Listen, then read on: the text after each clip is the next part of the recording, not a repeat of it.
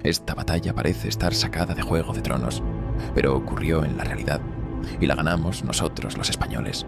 ¿Te imaginas capturar al rey de Francia en una batalla? Pues esto ocurrió en la historia, y hoy vas a saber cómo. Esto es Memoria de un Imperio, donde aprendes la historia que no te enseñaron en el colegio.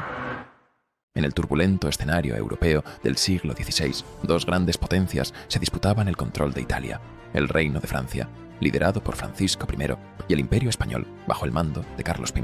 Esta rivalidad no era solo política, sino también personal, ya que ambos monarcas buscaban consolidar su poder y prestigio en una Europa fragmentada por ambiciones territoriales y conflictos dinásticos. En este contexto, la ciudad de Pavía, en el norte de Italia, se convirtió en un punto estratégico clave. Para Francia, tomar esta ciudad significaba afianzar su dominio en Italia. Para Carlos I, defenderla era crucial para mantener su influencia en la región.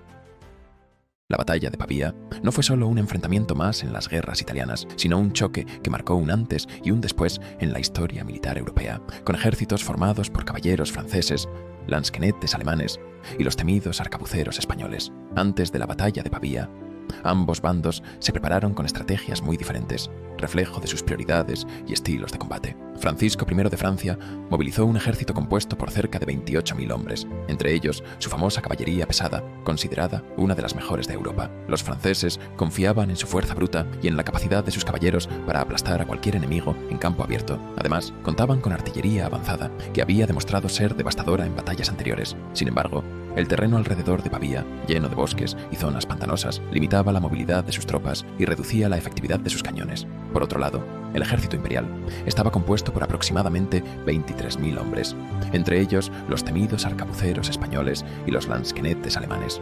Estos soldados representaban una nueva era en la guerra. Armados con arcabuces y picas largas, eran capaces de mantener posiciones defensivas mientras infligían grandes bajas al enemigo desde la distancia. Los españoles también aprovecharon el terreno a su favor. Al estar sitiados dentro de Pavía por las fuerzas francesas, utilizaron las fortificaciones de la ciudad como una barrera natural y planearon emboscar a los franceses en lugar de enfrentarlos directamente en campo abierto. La estrategia inicial de Francisco I era simple, pero ambiciosa: sitiar Pavía para forzar la rendición imperial y luego avanzar hacia más territorios italianos. Sin embargo, esta táctica subestimó las capacidades de resistencia y honor de nuestros soldados españoles y su habilidad para resistir largos asedios. Conscientes de que no podía igualar a los franceses en número ni en caballería pesada, decidió adoptar una estrategia defensiva mientras esperaba refuerzos liderados por Fernando de Ávalos, marqués de Pescara. Esta decisión sería clave para el desenlace de la batalla. Un aspecto crucial que definió los preparativos fue la innovación militar del ejército imperial. Los arcabuceros españoles representaban una amenaza directa para la caballería pesada francesa, ya que podían disparar con precisión desde posiciones protegidas. Además, los lansquenetes alemanes formaban cuadros compactos que podían resistir cargas masivas y responder con ataques contundentes. Mientras Francisco confiaba en tácticas tradicionales basadas en la fuerza y el prestigio de su caballería, Carlos V apostaba por una combinación de tecnología militar y estrategia defensiva que cambiaría el curso del enfrentamiento. Al amanecer del 24 de febrero de 1525, cuando Francisco I ordenó un ataque frontal contra las posiciones imperiales. Confiado en la superioridad de su caballería pesada y en la fuerza numérica de su ejército, el rey francés lanzó una ofensiva directa para romper las líneas enemigas. Sin embargo, los arcabuceros españoles, posicionados estratégicamente detrás de árboles y fortificaciones naturales, respondieron con descargas precisas y devastadoras. La caballería francesa, acostumbrada a dominar en campo abierto, se vio sorprendida y diezmada por esta nueva forma de combate. Este primer choque marcó el inicio del declive francés en la batalla. A medida que avanzaba el enfrentamiento, el campo de batalla se convirtió en un caos absoluto. Las tropas francesas intentaron reorganizarse y lanzar nuevos ataques, pero fueron repelidas constantemente por los cuadros compactos de lansquenetes alemanes. Estos mercenarios, armados con picas largas, formaban una barrera casi impenetrable que frustraba los intentos franceses de avanzar. Mientras tanto, los arcabuceros continuaban infligiendo bajas significativas desde la distancia.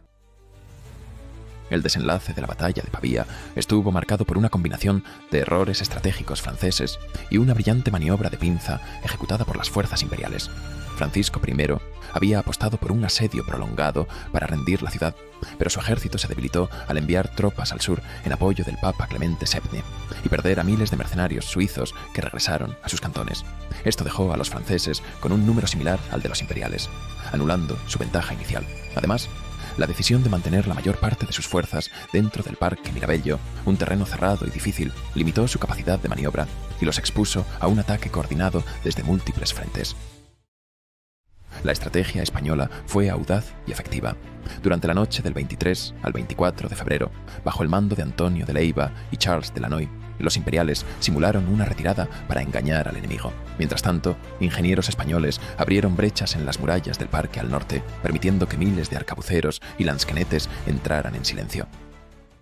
Al mismo tiempo, las tropas dentro de Pavía, lideradas por Leiva, realizaron una salida desde el sur para atacar las posiciones francesas desde atrás. Esta coordinación creó un doble frente que desestabilizó completamente a los franceses. Por el norte, los refuerzos liderados por Georg Frundsberg y sus lansquenetes alemanes avanzaron hacia el parque, mientras que por el sur, Fernando Dávalos dirigió a los arcabuceros españoles en una ofensiva devastadora. La caballería francesa intentó responder con una carga liderada personalmente por Francisco I, pero este movimiento precipitó su derrota. Al avanzar rápidamente contra las líneas imperiales, la caballería bloqueó el fuego de su propia artillería y quedó expuesta al ataque masivo de los arcabuceros ocultos en el terreno irregular. Rodeados por todas partes, los franceses sufrieron enormes bajas. La maniobra final fue un cerco completo que atrapó a Francisco I y lo separó del grueso de sus tropas. Los lansquenetes alemanes exterminaron a la infantería francesa y a los mercenarios renegados conocidos como la Banda Negra.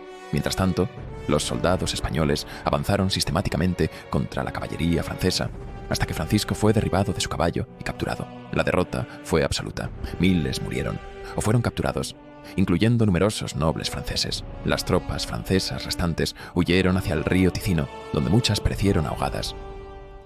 Un dato curioso sobre la captura del rey Francisco I es que fue realizada por 3 soldados españoles: Juan de Urbieta, Diego Dávila y Alonso Pita da Veiga. Estos hombres identificaron al monarca francés en medio del combate y lo apresaron, evitando que fuera asesinado por otros soldados. Como recompensa por este acto, Alonso Pita da Veiga recibió tierras y privilegios otorgados por Carlos V, además de un reconocimiento especial en documentos oficiales que narraban su hazaña. Si quieres saber más historias como estas, no olvides suscribirte.